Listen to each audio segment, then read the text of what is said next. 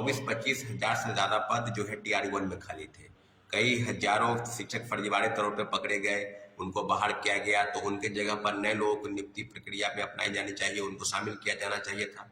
परंतु ये सब मुद्दों पर कहीं से कोई सवाल नहीं है। तो आज जो दोनों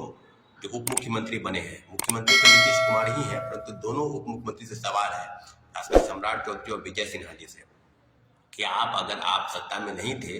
जब यहाँ पर महागठबंधन की सरकार थी, तो आप स्पष्ट बोलते थे कि 40,000 पदों पर पूरक परिणाम जारी होने चाहिए। कई लोगों के तब जब प्रेस के लोग, इलेक्ट्रॉनिक मीडिया या प्रिंट मीडिया के लोग ये पूछते थे, तो आपने स्पष्ट कहा कि निश्चित रूप से जो धांधली हुई है TRE-1 में, उस सब पदों पर पूरक परिणाम जारी होने चाहिए, और पूरक परिणाम जारी होने के लिए जो भी समस्याएं हैं, सबके समाधान के लिए कि सरकार की तरफ से क्या योजनाएं हैं। तो फिर आज हम सवाल उन्हीं से पूछते हैं कि अगर आप सरकार में आ गए हैं, तो क्या इन सब बातों पर शिक्षक अभ्यर्थियों के जो पूरक परिणाम है वो जारी होंगे, या फिर इसी तरह की चीजों पर आपने जो घालमेल करने का प्रयास जो महागठबंधन की सरकार की, जो कहने का मतलब BPSC के चेयरमैन अतुल प्रसाद जी और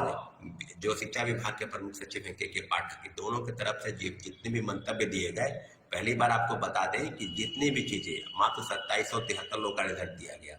और 4700 पद की सूची शिक्षा विभाग से BPSC को भेजी गई थी। सारी चीजों पर अपडेट अगर इस बात को लेकर है कि TRE-1 में आपको सबको पता है कि दर्जनों याचिका जो है माननीय उच्च न्यायालय में दायर हो चुकी है,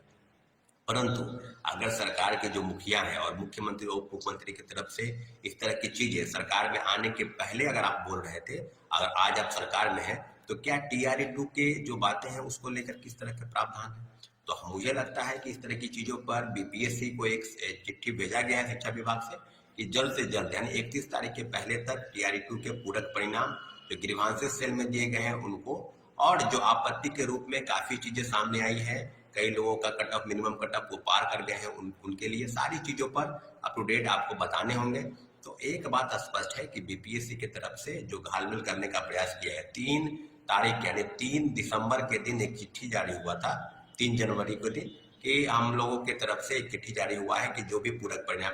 करने का मतलब कि 14,700 पदों पर सप्लीमेंट्री रिजल्ट निकालने की तैयारी थी, परंतु उस चिट्ठी को वापस लिया गया। और फिर छात्र, जब शिक्षक अभ्यर्थी जब आंदोलन करने सड़क पर उतरे और लगातार विरोध प्रदर्शन कर रहे हैं, तब जाकर शिक्षा विभाग ने कहा कि 31 तारीख के पहले तक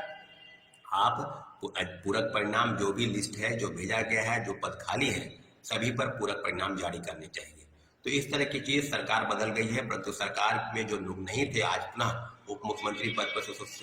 हुए हैं।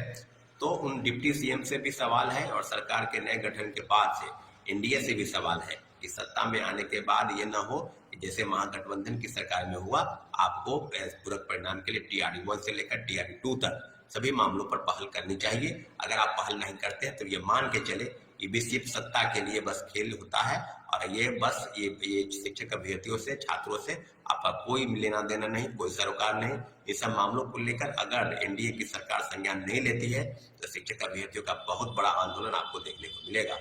धन्यवाद, जय हिंद।